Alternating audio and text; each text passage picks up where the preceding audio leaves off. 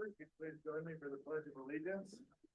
I pledge allegiance to the flag of the United States of America and to the republic for which it stands, one nation, under God, indivisible, with liberty and justice for all. Roll call for the record. Mayor Lindsay, Here. Mayor Pro Tem Howe, Here. Councillor Crane, Here. Councillor Humbert, Here. and Councillor Weeks. And it's noted he will be running about 5 to 10 minutes late. You have a quorum, you may proceed. At this time, I would ask for a motion to approve the agenda. I make a motion to approve the agenda. Second. All in favor? Aye. Please get a motion for the approval of the consent agenda. I make a motion to approve the consent agenda. Second. Who's getting that second? Okay. All in favor? Aye. Okay. I don't believe we have any requests to speak from the audience. No, sir. So moving on, we will move on to announcements and proclamations by the council. Moving on to staff reports.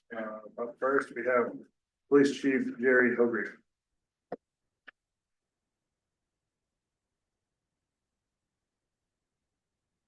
Good evening, Mayor, Council. I think you have the recap in front of you. I'll just quickly go through that. So the February 2025 monthly recap. And I leave January, the previous month, on there so you can see, how much difference there is. There's not a significant change in our calls for service. The total was 192 compared to 189 the month before. Total incidents or CFS reports was 60 and the previous month 62. Warrants generated were 3, and those were in criminal investigations initiated by the police officers. Arrest, we had 5 total arrests. Crash reports, we took 4 total crash reports. Traffic citations issued were 56. Non-traffic citations reduced from 12 down to 2. And then just for other information, Officer Sanchez attended the IR 9000 key operator training. He is now with his college chemistry. He is now eligible to take the instructor training and be an instructor to teach that curriculum. And I made note, he would be the first instructor north of Santa Fe if he's successful with that. So I'm pretty proud of that. Officer Hott and Lucero attended the IR 9000 operator training. That's a level below the key operator. And Officer May attended first line supervisor training and is now eligible to apply for his advanced New Mexico Law Enforcement Academy credentials or certification. Our budget worksheets and projections were submitted, and we also began ICS training for balloons over Angel Fire. We held our kickoff meeting actually this month for that, but the planning efforts between Chief Vance and I and others had started back in February.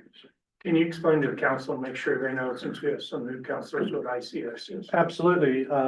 So ICS stands for Incident Command System. It is the federally recognized through FEMA and NIMS, which is the National Emergency Management System, Wildland National Fire Service, all use ICS. And it's my goal, along with Manager Weir, to bring that training of incident command, the forms and the incident action plan, which we call an IAP, to the village for our events. We're in agreement that it's very good training for our staff and personnel to learn those forms and to learn how to develop an IAP during event planning. So when we have inevitably a real incident, we know the process of those forms. So I'm pretty happy to bring a little piece of that to the village. While you're explaining things, can you tell me what IR 9000 is? IR 9000 is our intoxilizer. That's the breath testing machine. We previously have the IR 8000, and it goes out of service at the end of this month of March. And it's being replaced with the digital version of the IR 9000. I just got a tour of that. I just didn't know what I was looking at. Yes, sir. You saw the old instrument next to the new color display instrument. And I was gonna report on it next month, but I'll tell you now, everybody as of today, has their operator certificate. Lieutenant Strickland and Officer May went to Albuquerque. That's the nearest one that was available to us. So right now, everybody in the police department is an operator trained, and we have Richard, who is the key operator, who checks the standards and calibrations of the machines and can make adjustments and tweaks at his level. I'm the only one that doesn't have it, and somebody has to stay behind and work. One more request, Chief. Next time you report, next month, can we do a year-over-year comparison of your calls? I don't know how hard that'd be. I don't know if the previous chiefs used the same format or not. But I'd like to show, because we both know that activity in the police department's way up. And I'd like the council to see that. The best answer I can give you is I will try my best. And can I make a suggestion? Maybe not the next meeting, but in April, Mhm. just do maybe a quarter. Review the first quarter. Okay, first quarter of 24 to the first Calendar, quarter yeah. of, Yeah, that'd be good. okay, well, let's start with that. I think that's easier for me to navigate and manage. We do have two different systems, as you know. We go through Red River Dispatch for certain calls, and then some are generated within our business line, the 3214. So I'll be happy to try and do that. Thank you very much. And I could probably throw in there with judge's permission, a blurb on what the intake of the court reflects on citation and collections, if mayor and council would like to see that. Thank you. Useful information. Okay. On it. Thank you. Thank you. Next up, we have our tourism director, Greg Rout. Evening, Mr. Mayor and Council. While we're bragging about the certifications our staff has received, the tourism office all has their alcohol servers permits. So we're ready to help with events. You didn't hear me. So a quick recap on our advertising campaign performance for basically February, January, February. In January, our website received 34,700 website visits with 3,500 booking referrals. So 10% of the people that were on our website were clicking off and booking lodging. It's pretty high number. February, we did 38,000 visits with 4,200 booking referrals. So our percentage went up to 11% were booking, but that's 21% above January. Our site views are going up, momentum's gaining. And usually when you launch a new website after the first month, things flatten out. As I get into the more specific report with the Lodgers Tax Committee tomorrow, we'll get into that somewhat. Totally so far off of our website, we've seen 7,710 lodging booking referrals. That the average on those is $500 a night. And the average booking is 2.9 nights or 2.8 nights, something right around there. We've gained 4,983 new social media followers. We're now at 38,500 social media followers, up from 0 last year. So we're getting up on the step. Our 2.39 click-through rate on our digital ads is still 165% above travel industry standards for click-throughs for other destinations. It's primarily because we know who our markets are. We're serving the right ads with the right messaging in the right markets, and we're not wasting a lot of money. So far, we have aired, believe it or not, Angel Fire has aired 2.37 million television ads in that time period. And those television ads are on connected TV. I've seen them on Peacock, just randomly watching auto racing or other things, primarily served up in Texas, but that's digital ads on gas pumps, that's television ads, that's everywhere we're serving up our videos. So that's a big number. Dallas continues to be our leading market.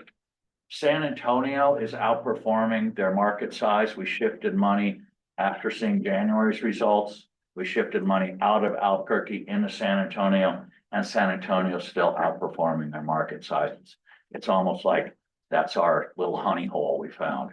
And Midland Odessa is now outperforming Lubbock. I think some of that's because of the challenging season they had further south. So there's nobody going to Ski Apache maybe. The fires and floods. Yeah, so maybe that's not great marketing, it's just timing. So we won't take credit for that one. Our top Facebook post with 12,500 clicks was a generic post to visit Angel Fire and book lodging. So we're getting interest and we have people that want to come up. Ad campaign's performing well. You'll get an in-depth report tomorrow at Lodgers Tax.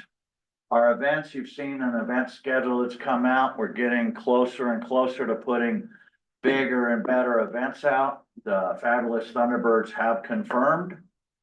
So we're doing a blues and brews festival there. There's a lineup of other country bands that are on that. But you can see we're trying to start the season at Memorial Weekend and carry it through Labor Day weekend. We've got a lot of multi-day events in there. And the goal for us is we need to step up and do bigger events that really bring in Lodgers Tax dollars. It's great to do the cool summer nights in the farmers market. And we know they help us entertain guests, provide activities, and there may be some people that come up for those, but we need to drive bigger events that really drive numbers and book rooms. So that's our goal there. The temporary event facility. Kurt's done a bunch of grading back here, as you've seen. He's hauled in some new materials. Tomorrow at Lodgers Tax meeting, the architectural planning company is coming up, meeting with us. We'll be going through what we need for final dirt, what we're gonna put on the ground, how we're gonna do the turf. We're gonna get a lot better handle on those things. The barricades are here. The tent is here. We're trying to get the turf ordered and get it going, because our goal is still to do the what's it called, the Bucking Barn Dance here after Nancy Birch's Mayhem on the Mountain. So that's the goal, to get that open. The permanent conference facility, we're getting some renderings, some drawings from Ken tomorrow on that as well. So tomorrow's meeting will be some good entertaining stuff you should all attend. And then as Brett tells me, I'm one of the cheapest people in the village now, because I'm very concerned about my budget, and continuing to grow. The drunken sailor days are over. We're all in rehab now, right? So I'm looking at other funding sources. Where can we get grants? Rocky and I are working with tourism office. There's 3 funding sources there. There's the Outdoor New Mexico. It's the time of year where the applications are open. We have webinars on Friday on how to apply for the grant. So we're rolling that, trying to get that funding up as much as possible. I'm hoping the software, the short-term rental software will contribute at least 20% more in revenue that we'll see to our budget. There's been estimates we'll see 50%, 100%. I'm a little more grounded at 20. And then we're also going to start looking at sponsorships for the tourism office, for our events. Black Diamond Designs wants to be a sponsor and step up and sponsor events throughout the summer. So I'm putting together a package for them. So we're trying to grow those funding sources beyond Lodgers Tax revenue to really put a marketing war chest together. And then on the communications programs that we're doing, still need to develop a regular schedule on the podcast, get guests in there, get that rolling stronger. The newsletter's been going out well. That'll be going to a digital format. The Village Voice will go digital next month as the water bills go digital. We're still contributing to Enchanted Circle News.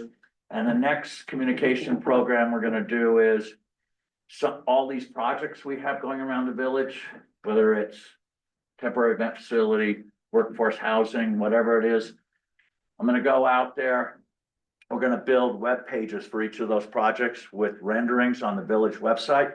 So you're able to pull up what's happening at workforce housing, we'll see what's going on, see the estimates.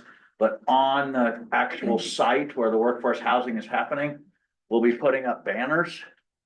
And I don't know what it'll say, coming soon, or village workforce housing project coming soon, with a QR code where people can click on it and it'll go right to that web page. I think it's a good way to promote the projects that we have going on, where people, if they're walking around, they could actually see what they're looking at, like the new fire station. Click on it and get a rendering of it and see what that's about. So I think it's another way for us to communicate with our locals and our visitors. Just make sure you get those signs permitted. He's not here right now. Craig, hang on a second. Hold on, Craig. Councilor Crane had a question On the larger construction projects, could we do like, not a webcam, but like a time lapse? So when we're actually doing things, we could, have little snippets of, hey, here's all those sewer lines going in, here's delivery of first unit, to see kind of beginning to end. I don't know if Yeah, we I think have there's that. some ways we can do that with either cheap webcam, digital security cameras, or even like game cameras. Right. We can capture. So I'll look at that and see how we can get something on, because that is cool to see bare ground to framed, Yeah. to roofing to that, Right. yeah. Okay, I'm going to catch you off guard and if you need to prepare an answer, but I just had a question about the sign that's going at this location. If there's any update on that, we were at one time hoping to have it in before spring break. yeah, it was, the goal was March, it's still March. It's supposed to ship from China next week. So But it's happening, but it's happening, not as fast as we would like. I did confirm that it is shipping from China next week, and they will get here and install it ASAP. Okay. So hoping late March, early April install. definitely be here in time for the summer season. Yes, it'll be here, and it'll be a big help for summer promote events and thank sponsors and do those, utilize it. Just information in general. Yeah. Thank you, sir. Anybody else? Yeah. Chief Vance. Hello, Mayor Lindsay, members of the council, Manager Weir, Mrs. Strickland, excuse me. Manager Weir asked that I give an update on training. We were doing our direct reports meeting yesterday, and I had reported that one of our PRN employees, Dawn Durkin, had gone through firefighter 1 and 2 training. And it wasn't until she mailed in her certificate of completion that I realized that we had kind of hit a milestone for the Village of Angel Fire. Along with a couple of hires that we've had recently, we now have 75% of our employees that are firefighter 1 and 2 trained. And out of all of the personnel that we have about 20 personnel, give or take, with our PRNs, depending on how much they work. But 15 of them are firefighters and 5 of them are medical only. And the ones that are medical only are PRN employees. So 100% of our staffing, we have 3 people on 24/7, 365 that are full-time employees, along with a firefighter recruitment grant. That are trained firefighter and medical. I think it's a pretty big deal. Out of our medically trained personnel, 9 of them are paramedics, 6 of them are intermediates, and 4 of them are basics. So Manager Weir asked that I come up and give that report, Joe. I think it's the first time, at least to my knowledge, that we've ever been fully staffed 24/7 fire and EMS. With 3 personnel. With 3, fully staffed with 3 people. No, it's incredible. I also wanted to extend the invite at the end of the month. I'm pleased to announce that we hit our almost last pit burn today. We had 2 really large piles that we were gonna ignite, 1 each. And Captain Romo decided to send it full send, so we burnt 2 big piles, but we are gonna have a ceremonial burn that'll be our last pit burn. And I'd like to invite each of you to fight it out amongst yourselves to see who gets to throw the last flare on the last fire for the pit burn and celebrate that. We're gonna do that at the end of the month this month. So you guys are all welcome to do that. Thank you. Yep. Leave the chief. Heather, did you have anything you'd like to give us as a staff report? Well, I don't have a big long report like everybody else That's does. perfectly okay.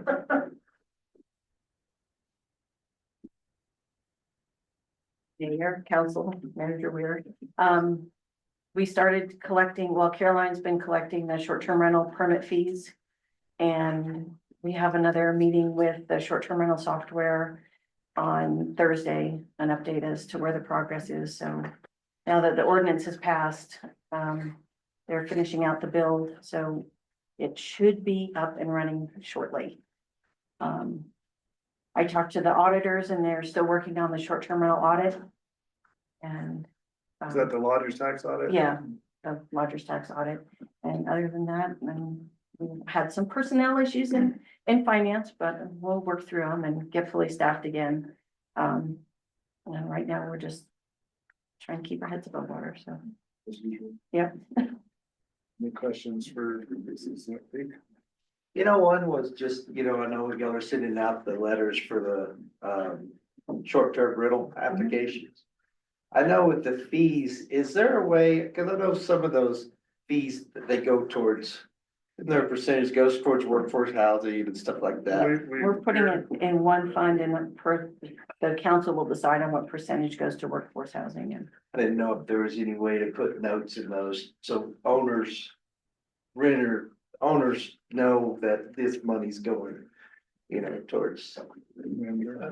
So, Mr. Mayor, the thing is that those funds can only be spent on either water rights or short-term Workforce housing. workforce housing. So and the council will have the decision on which funds get spent on which one of those two. But that's all in our ordinance, that's all it allows us to spend those funds on is those two items. That way people know, the money's.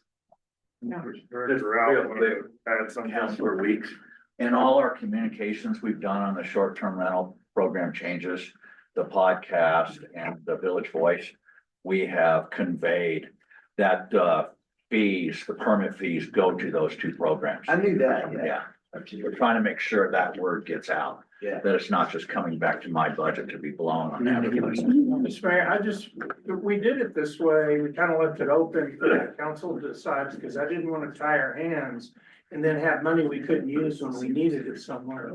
So it's discretionary for the council. Yeah, we don't know if and when we have the opportunity to purchase or lease water rights, what that cost will be in addition to the workforce housing. I'm sure the numbers are all preliminary too coming in, so once we get a better understanding of what that income looks like. But yeah, it's a good point to keep the public educated on what we're using that money for. Okay, I think that does it for staff reports this evening. Do we have any committee reports this evening? So I would just quick note on Workforce Housing Committee, that committee is now meeting weekly. We're in crunch time. We have narrowed the vendor selection down to 4, and there's a presentation by Sustainability Partners tomorrow evening to go through pass-through rent costs, different options, different packages. So we're getting very close on vendor selection. I promise we'll have something in a couple months at least to talk about. That's exciting. Well, it's a deadline. If we're gonna get this housing in this year, we're working that committee pretty hard to get to the decision point, so. They're on track, they're on task, on schedule. But it is a lot of hard work, so I appreciate Jake and the committee for tackling that. Any other committee reports at this time? If not, we'll move on to new business. I'd like to open discussion. Item A, approval to proceed with asset disposal of 4 Harris analog handheld radios and 1 Kenwood analog mobile radio. Police Chief Jerry Hogrefe. Good evening again, Mayor and Council. Yes, that's exactly what this is. We have transitioned to digital capability. These analog Kenwood and Harris radios are essentially obsolete to us. They still have some service life in them. Speaking to the area law enforcement agencies, the village of Cuesta does desire and provided a letter of interest in having these donated to them and they would go to good use. Otherwise, they're gonna sit in a box or a closet probably. So, it's my recommendation and that you approve, this donation to the Village of Cuesta Police Department. Questions for the chief? If not, Mayor Pro Tem Howe, if you could make a motion. I make a motion to proceed with asset disposal of 4 Harris analog handheld radios and 1 Kenwood analog mobile radio.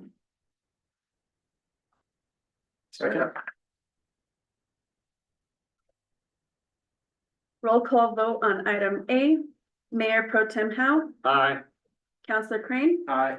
Counselor Weeks, Aye. and Counselor Humbert. Aye. Motion passed. Thank you, chief. Thank you. Moving on to item B, I'd like to open discussion for the approval of resolution 2025-07, authorizing investment of monies in local short-term investment fund. Ms. McPeak, did you want to present this item? Mr. Weir said he was gonna do Mr. Mayor, I can actually do it. So we are, looking at moving our excess cash out of, the current in-bank and into the local government, investment, fund. This is something that was recommended in our last audit by our auditor. So we're just doing that and we have to, in order to complete that process, the council has to in resolution approve us moving the money into that fund. Do you, can you give them approximate sum of money that would be moved? So right now it's probably gonna be between $10 and $12 million. Will there be any interest paid on it? Oh, yeah. So it's the local government fund is restricted in that it can only invest in federal government funds and local bonds. So it's gonna probably be similar to a money market fund at around 4% interest. Any other questions or discussion? If not, I'd ask Mayor Pro Tem Howe to make a motion. I make a motion to approve resolution 2025-07, authorizing investment of monies in local short-term investment fund. I'll second. Roll call vote on item B. Mayor Pro Tem Howe, Aye. Counselor Crane, Aye. Counselor Weeks, Aye. and Counselor Humbert. Aye. Motion passed. Moving on to item C, I'd like to open discussion for approval of village clerk taking oath of office. Manager Weir. Yeah, so this is actually, I owe the council and actually our prior 3 clerks an apology. I did not realize that state statute requires the clerk to be sworn in. Actually, Ileana discovered this when she was visiting Red River's clerk to try and see how they do things. And she spent an afternoon with them. And they were surprised to hear that she wasn't sworn in. It's totally my fault. I just didn't know. She has been the acting clerk now for 2 months, 3 months. Since January 15th. So, again, my apologies to the council, but I can assure you won't happen again. But Judge Hill did agree to come to the meeting to perform the swearing in. And I really want to express my appreciation for you coming, and Judge Hill, I turn it over to you. So I believe this motion needs to be passed first, right, before it gets sworn in? I mean, it is an action item, so we should ask Mayor Pro Tem Howe to make a motion. I make a motion to approve the village clerk taking an oath of office. Humbert and Martin? Yeah. Counselor, okay. Mayor Pro Tem Howe, Aye. Counselor Crane, Aye. Counselor Weeks, Aye. and Counselor Humbert. Aye. Pass. Hello, Hi. raise your right hand. And repeat after me. I, Ileana Strickland, I, Ileana Strickland, having been appointed to the office of municipal clerk having been appointed to the office of municipal clerk of the village of Angel Fire, of the village of Angel Fire, Colfax County, Colfax County, state of New Mexico, state of New Mexico, do solemnly swear do solemnly swear that I will uphold the Constitution of the United States, that I will uphold the Constitution of the United States, the Constitution and the laws of the state of New Mexico, the Constitution and the laws of the state of New Mexico, and the laws of the village of Angel Fire, and the laws of the village of Angel Fire, New Mexico, New Mexico, and will faithfully and impartially and will faithfully and impartially discharge the duties of said office discharge the duties of said office to the best of my ability. to the best of my abilities. So help me God. So help me God. Congratulations. Thank you. So much. Thank you, guys. And then Mayor, Would you like to be listed as a witness? I'd like to. yes, I was hoping you would. You would sign this one? Excellent.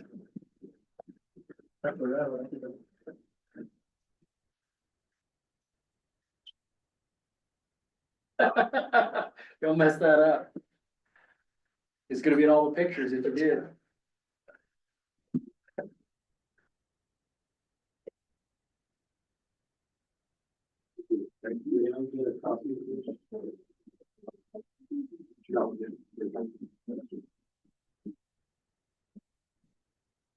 Finally, on our agenda this evening is our manager report, Manager Weir. Yes, Mr. Mayor, just a few things. First of all, if, as was disclosed earlier, we have made a decision to go to a digital format only for our utility bills. That will be happening over, the next, 3 to 4 months. We're actually starting with this last utility bill. We started notifying the public. We do have an online site. It's very easy for people to go and look up their bills and see what their bills are. But we have a large number of people that are already on auto pay. And I mean, we will save money on envelopes and postage that are thousands of dollars a year. But the bigger thing is the time and the effort of printing and stuffing envelopes. It's significant. It takes the better part of a week, especially when we have all 3 of our runs to do. Because, you know, we have monthly, we have quarterly, and we have biannual runs. And so twice a year, we have all 3 of those runs. And it takes several days just to get them printed and stuff. So we are in the process of moving to that and hope to have that fully implemented no later than July 1. I will tell you, there's some good news. I've been really worried about revenue because we were down about 4% year over year in revenue at the end of December. And January and February have been record months in revenue. A big contributor to that was property taxes. Our property taxes are 200,000 more this year than last year. We received the majority of them in January. We do kind of sprinkle throughout the year, receive more, but our January payment was $200,000 greater this year than it was in the prior year for property tax. Our lodgers tax, our GRTs are, you know, they've been kind of oscillating and they're pretty flat year over year. But the other big contributor is the $75,000 to $100,000 a month we get in interest payments from the bank that we have not gotten in the last at least 3 years. So we're back to flat, slightly down. You know, right now we're at almost $7 million in revenue for the year as of the end of February. And for that $7 million, we're about $45,000 less than this time last year. So 45,000, when you're talking about 7 million, it's not it's a negligible amount. So I think if we can pull off spring break this year, I think we'll be in good shape going into next year and to be able to continue to afford some of the good things that this council's been doing over the last year. To elaborate on that just a little bit, I mean, to put it in context.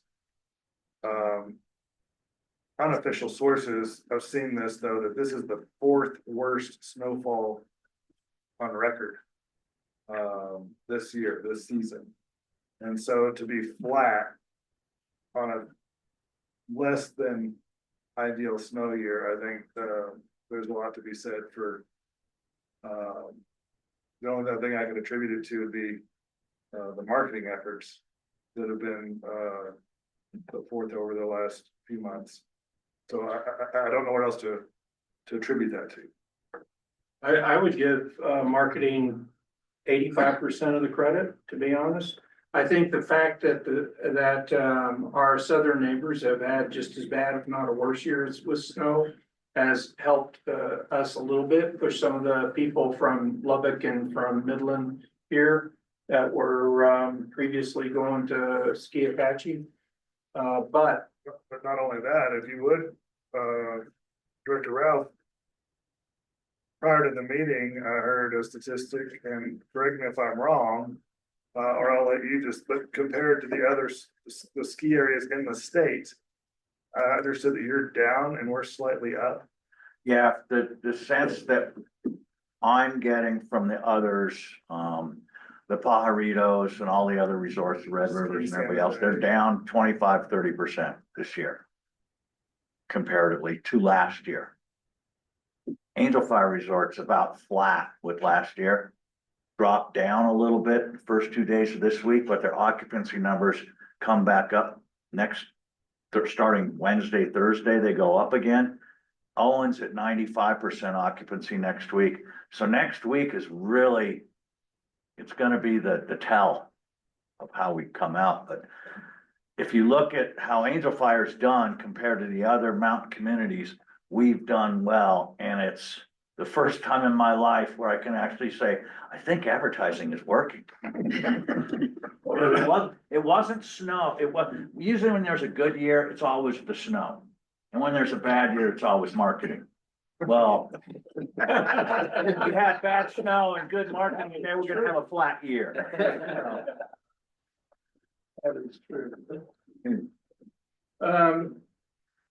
The other thing is, that, Councilman,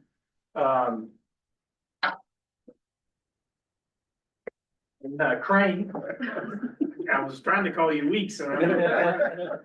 Councilman Crane and I are working on a program with the high school. I've solicited the help from my direct reports. And we're gonna develop an internship program here at the village. And so right now we're working on a presentation of what those positions would be. And we hope to, within the next several weeks, be able to present that to Marina Valley High School and start bringing on internships, working with the high school into the village. I think it's a great program for our community. I also think it sets us up well for potential hirings in the future. So it's something we're very interested in. I want to thank Councilman Crane for bringing that to my attention. I just want to remind you that now all of the meetings, we're posting notice of quorum for all of the village committee meetings. And so that means that as councilman, you just come whenever you want. You don't have to warn, you don't have to ask. You're all welcome to show up to any committee meeting because they're all being posted as potential quorum. And the last thing I have is, since we were talking about next week being a busy week, I'm going to be on vacation. I won't be here. And Chief Hogriff is going to be in charge as the chief administrative officer in my absence. That's it. With that, thank you for attending this evening. This meeting is